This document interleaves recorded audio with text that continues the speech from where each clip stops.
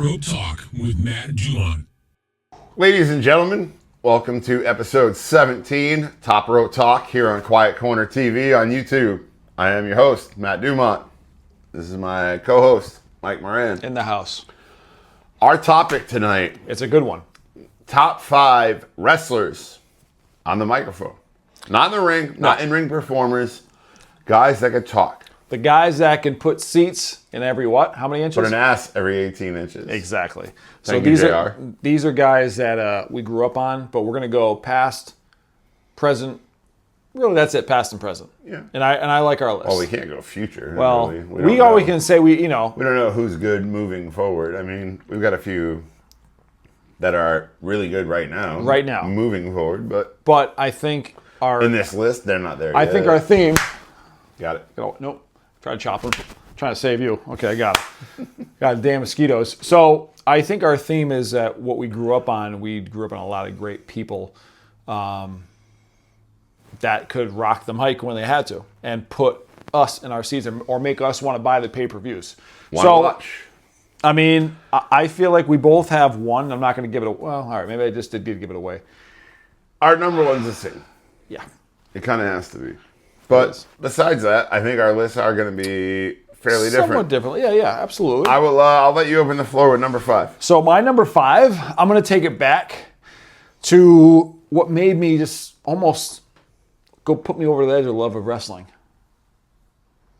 Number 5, the cream of the crop, the Macho Man Randy Savage. Why? I think it's that voice. How the hell can you keep that voice?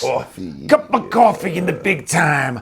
Cup of real American beer in the real time. It's a great American Pilsner. Shout out to the other end of the Mega Powers. Yes, that's it. Our man, the Hulkster. Macho, especially Matt and I growing up in the same generation, the same era, Macho made you want to listen because you didn't know what was going to come out of his mouth. And he was captivating, and it was the sunglasses, the bandana, the beard, the delivery was phenomenal. Yeah. Wound up. And listen, he did a great interview without Hulk Hogan, but when they were both together, it was hilarious because now we're looking in our 40s being like, what the hell were these guys on? But we loved them. You know what I mean? And it was crazy. And he literally made you love watching wrestling as a kid, teenager, whatever. And he's missed to this day, R.I.P. Macho, but he's my number 5. What you got? Great one. My number 5, I'm going to go with an often overlooked guy. Double A, Arn Anderson. You know, My biggest beef, like, the majority of his career, he's overshadowed by a guy a little higher on my list who was in the same faction with him. You know what I mean? Like, I think Arn Anderson. Ron Anderson? Arn Anderson. He works at Home Depot? He probably does right now. Arn Anderson's only downfall is what Matt just said. It's because he was overshadowed. If we'll make a joke out of this, like the guys in their 30s back in the 80s looked like they were in their 50s, which is the truth. Yeah. Like he started going balding. These guys, like guys in our generation. He looked like he was in his 50s. He was in his 50s. In his 30s. And he should just, the guys nowadays, our friends, they just shave their head once they start going bald. Back then, you held on to that front little hair and you always combed it to the side. And he was he was phenomenal, but he just looked old. Ric Flair had a full head of hair. He did his thing. Ooh. You have Luger, you had Barry Windham, you had Sid Vicious. These guys all had full heads of hair. Like you look at Ron Anderson, I'm like, he's only how old? My God, he's in his early 30s and But he's the enforcer. That was the nickname. He was the badass. He was the enforcer. He was a muscle, and literally, he looked like a regular guy. He really looked like a regular guy. Like as far as one-liners in the history of wrestling, like there aren't too many guys that compete with him. You know what I mean? Like you send one of ours to the hospital, we're sending one of yours to the morgue. Exactly. And you look at him, and you believed him. Like, yeah. He's a scary fucking guy. Listen, the Minnesota Wrecking Crew when he was with Ole. Like you didn't want to. These are the guys that sit on the corner of the bar that you don't look at the wrong way. Nope. You don't look towards that end of the bar. You want them to say, "Hey, I know that guy. They're good in my book." Those are the people you want to be okay with. We have plenty in the northeastern Connecticut area. We got Pasco, we got Foster right over the line. We've been in some weird spots. we're glad that, hey, we know. Shout out to Pasco, Rhode Island. We got some weird spots on this Northeast Connecticut corner, okay, in Rhode Island. And there's some weirdos, but we're glad we're friends with them. Thank God we're wrestling fans. My God. I'm gonna go right now from Double A. Yep, that was our 5s. Number 4. Number 4, I'm gonna go with the best in the world. I'm going, my number 4 is Mr. CM Punk. The voice of the voiceless. The guy who dropped the pipe bomb back in 2011, who, when he showed up in AEW, when he left for all those years, he dropped some bombs. And now that I feel like the leash is being taken off him, CM Punk, listen, you hit nerves in wrestlers that I've never seen. And I love it. And right now, in the modern era, you're the best guy, in my opinion, on the mic. You are the guy that in 2011 finally started just dropping it. I will never forget where I was on that one Monday Night Raw when he started dropping it on Cena. And it was great. And the fact that they cut his mic off then. Just sat on the stage, cross-legged, just talking. And that's been his gimmick since. And honestly, I know us as wrestling fans, we didn't want him to leave for 9 years, but now that we look back on it, we get it. And we get why he hated Triple H at the time too, but let bygones be bygones. You shake hands. He had one of the biggest pops of this. Business is business, and he had one of the biggest pops of, we're in 2025 now, of this century was CM Punk Survivor Series 2023. And literally, it was like his initial return when he showed up in AEW, and they knew it. The first dance, building knew it was coming, right? And they were shouting it when the show opened. It was the first, and the music hit, and the fucking ceiling tore off. He is a legit. If that doesn't get you as a fan, you're a fan for the wrong fucking reason. Yep. And we have seen them all. And the thing is, in this day and age, he is still the anti-hero. He is a Stone Cold Steve Austin. That's a little less cool. And why is he less cool? Because he doesn't drink alcohol. I think that's the only... honestly, he's straight edge. And I think that's almost like... We love you, CM Punk, for it. But what brought Austin to that next level is that you had the normal jokes, the beer drinking guy. Middle finger. The middle finger. We all want to tell our bosses, fuck you. And that was Stone Cold. Where CM Punk will verbally rip you apart. Shred you. So he's my number 4. He's a strong number 4. He's probably the only guy from this era. I do have a surprise for you. My number 3, but go ahead. I can't argue with you because I had the same guy at number 4 on my list, if I'm being honest. I really did. When I thought about this one. This never happens. No, we don't agree on much, but... No. You're not going to agree on my number 3. I've got 3 left, and clearly we're not on the same page there, but at number 4... Yeah. The 3 guys I have ahead of him are the only 3 guys that are probably better than he was. Okay. All right. You just described all the reasons why. The dude he resonates with the people. He does. It hits. Yep. The dude's good. He's a normal... The thing is with CM Punk is when he came into WWE 2006, 2007, he literally, when we heard a story, he thought he had to literally work out, get all jacked up like all these guys because that's what Vince loved. Beef up. He's a dude, straight edge, tattoos, but a guy that you could see, he doesn't drink, but you could see at the bar and have a conversation with the dude, shake hands and say have a good night. Not a dick. Loves his wife, loves his dogs, a normal dude. That's what CM Punk is, to us. But he loves professional wrestling. He left, he tried UFC, it did not work out. Then he just did his thing, and he saved his money, so that's why he was able to survive. His wife stays home, AJ Lee. We'd love you to come back, but she's happy also. But CM Punk is a normal dude. Evolution's coming. What? Evolution's coming. Copy that. My fingers are still crossed. She's coming back. You know what's not crossed? My number 3, which you're probably not expecting. Fire it at me, Cap. My number 3. A guy that works in AEW, who I have grown to really love his promos because he doesn't hold back. Oh boy, that stare. MJF.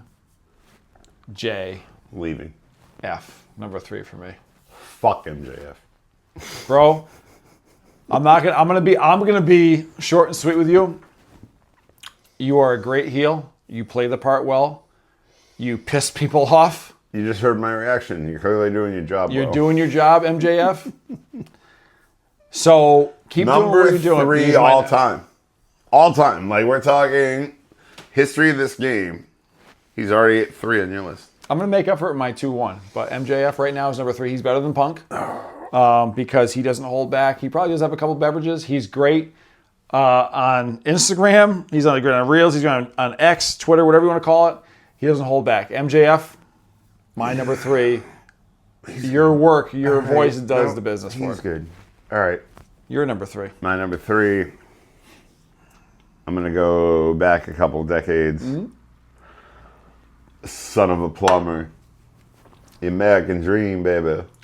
Dusty Rhodes. I'm not upset with that. Hard Times. I'm not upset with that. Like, just legendary promos. I'm not upset with that, and I'll tell you what, Dusty had a brain for the business. He was the best no-seller of all time besides John Cena right now. And honestly, we're going to segue because guess what, American Dream? You're my number 2. So he's number 3. That's why I smiled when you said number 3 because the American Dream is my 3 for his 2. Number 2 because as we segue, we can talk about this at the same time. Like as 80s wrestling fans as we grown up, WWF, NWA. The man's league was NWA. So when him and Nate were going at it, the actual wrestling was NWA. Not the sports entertainment era of it. Not that end of it. Not at, no. Dusty Rhodes was the son of a plumber, and he was the Commons man champion, worker. Fucking dream, man. Probably the best NWA TV champion we ever had. Won every title you can win in NWA. When he came to WWE, he still sold it with the polka dots. And one of my favorite. Then he goes back. One of my favorite entrance music, by the way, of all time.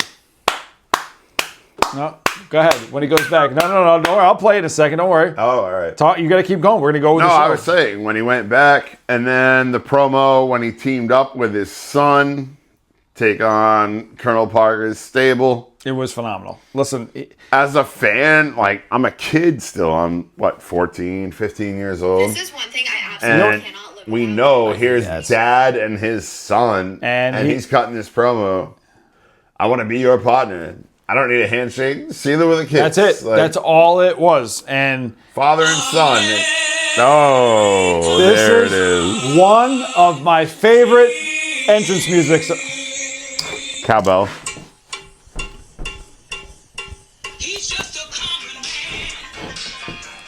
Cannot love this song.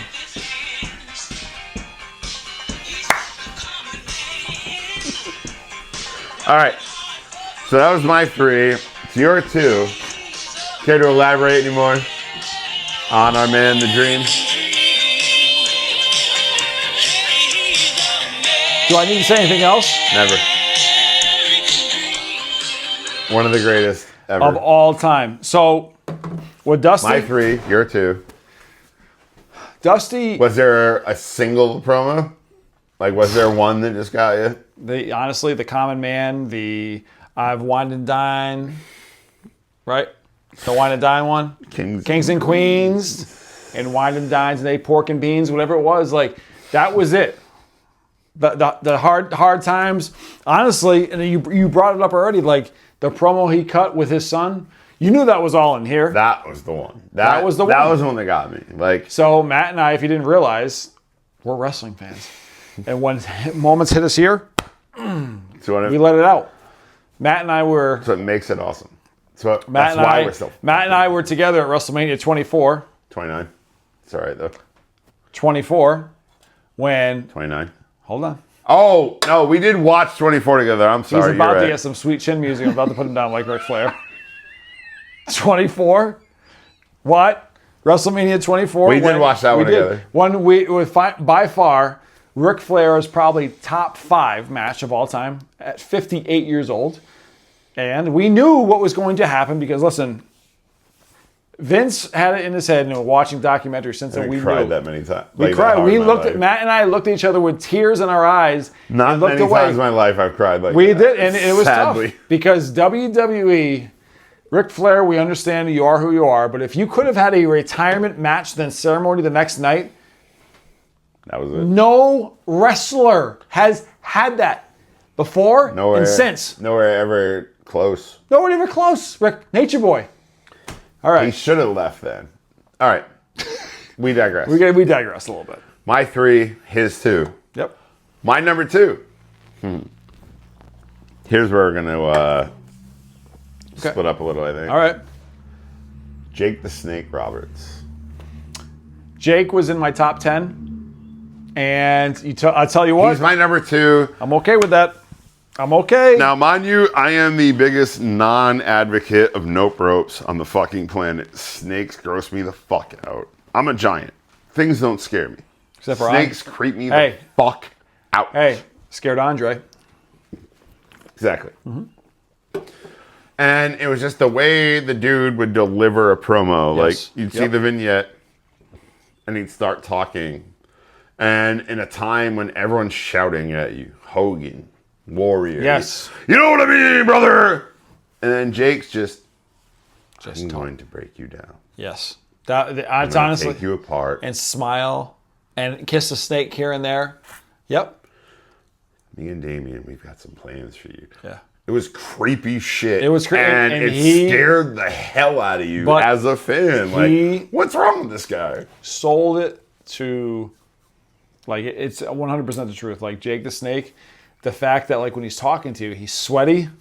He's a normal Joe Schmo guy. He's not jacked. He's just a normal guy. Average build. Average build. Looks like your dad mowing the lawn with his shirt off. He's a little taller, 6'2", 6'3", yes. Farmer's tan, whatever you call it, wife beater tan. He sits there and he's got a snake wrapped around him and he's just talking. Like, let's ignore the fact there's a 15-foot implement of death, hanging around his shoulders. And his, like, setup, the thing is, like, there was always set up in wrestling. The short arm clothesline into his sign to the DDT. He still, to this day, almost 30 years later, is, my opinion, the best DDT. Without question. Finisher. Arnie Anderson was pretty damn good. He had a good one. Spinebuster, DDTs, Arnie Anderson was on, but Jake the Snake, where he literally, it was that back tap. And it literally drove you. Bam. Kind of like you got the RKO, you got the diamond cutter, you get the stunner, right? All 3 variants. You have a lot of variants of the DDT. DDT came first. The DDT. And no one did it better than him. I'll tell you what, not to transition over here. One other great move is the double arm DDT because you can't block anything. Mick Foley, good job bringing that up. But Jake the Snake, the original DDT, underhook, the underhook, you're done. I get it. You can't block that. You're driving your head in the match, but he knocked out. Good point. He knocked out Ricky the Dragon Steamboat because he forgot to block his on the outside. And literally watching the replay, he was knocked out. His tongue was out of his mouth. They had to revive Ricky the Dragon because he DDT'd him on the cement. So, snoring. So, with that, Jake the Snake, for some reason, I don't know why he should have moved. He could have, MJF could have been moved a little bit, but listen, this is what makes us debate. But number one, the great thing is no debate. No debate. There is no debate who number one is. I am saluting this, and I'm saluting that guy right behind you. Woo! Whether you like us or you don't like us, learn to love us because we're the best thing going today. Woo! The Nature Boy, Ric Flair. My God. If you want to get jacked up, whatever it is, ready to go on YouTube and watch a few of his promos. That doesn't get you going for whatever the task is at hand. If you have You're a guy, clearly not a fucking wrestler. If you have a guy that is, especially in the 80s, his promos in the 80s were by far the best because he's coming out in a 3-piece suit. He's going to tell you how much it costs. Styling and profiling. He's going to tell you how much that Rolex costs. He's going to tell you how much his gaiters Rolex cost. wearing. Woo! Diamond ring wearing. Woo! Kiss stealing. Woo! Wheeling dealing. Woo! Limousine riding. Woo! Jet flying son of a gun. And I'm having a hard time keeping these alligators down. Woo! God damn it, man. Ric Flair, the Nature Boy, My God, 16-time world champion. Just got eclipsed by John Cena, but for some reason they always miscalculate Ric Flair's title wins. They have it up to 21 in some spots. Still the GOAT. Still the GOAT. Ric Flair, the number one. Here I am, 8-year-old kid, I think. My God. TV promo. Starts shooting on Buddy Landell, the other nature boy. But he really wasn't. I've spent more money on spilt liquor up and down this country than you've drawn. Game over. I'm 8 years old. I don't know what spilt liquor means. Nope. But I look back at that now as an adult and as an inside baseball, little dig. That's a really great promo. Yeah. It really is. It's what separates him from everyone else. And really, You believed him. And Rick was good even through TNA. He is one of the main reasons I am still to this day a pro wrestling fan. Yes. Like I had seen WWF first. Yep. We both did. Because we're local. It's Connecticut. It is. It's nice and simple. But I turned on TBS one night and I caught WCW Saturday night or JCP still back right, then. yeah. And I saw this guy and that was it. Look, I mean, he has survived death a bazillion times. Please don't die. Please don't die. Ever. Because he is by far the greatest wrestler of all time. And myself is that guy's favorite, but he is the best wrestler. He's the best on the mic. He has the most passion we've ever seen out of anybody. There's a Mount Rushmore. He's the biggest head on the fucking hill. Yes. 100%. No matter if you are a true fan, if there is a Mount Rushmore, he's on it. That's the biggest head on the fucking hill. Yep. The Nature Boy, Ric Flair. 16 Because he world has champion. to be at minimum in your top 3 on both sides. Yep. Both in ring and on the mic. Mine has always been Hogan Flair, 1-2. Of course. Since day one. Because Hogan's what brought me into wrestling, but he's what made me love it. That's it. Bingo. I love you. I love our top ones. That's our list. That's our list. That's going to be a wrap for episode 17. My God, we're keeping getting Top there. Rope Talk. Not yet sponsored by Real American Beer. But we're waiting for your shout Hulk, out. Shout out At Real American it's Beer. a great American Pilsner. At Hulk Hogan. Great American Pilsner. Delicious, brother. Till next time, he's Mike Moran. I'm Matt Dumont. This is Top Rope Talk on Quiet Corner TV. We're wrestling fans. Come to become wrestling fans. Let's make it happen continuously. See you next time. See you next time.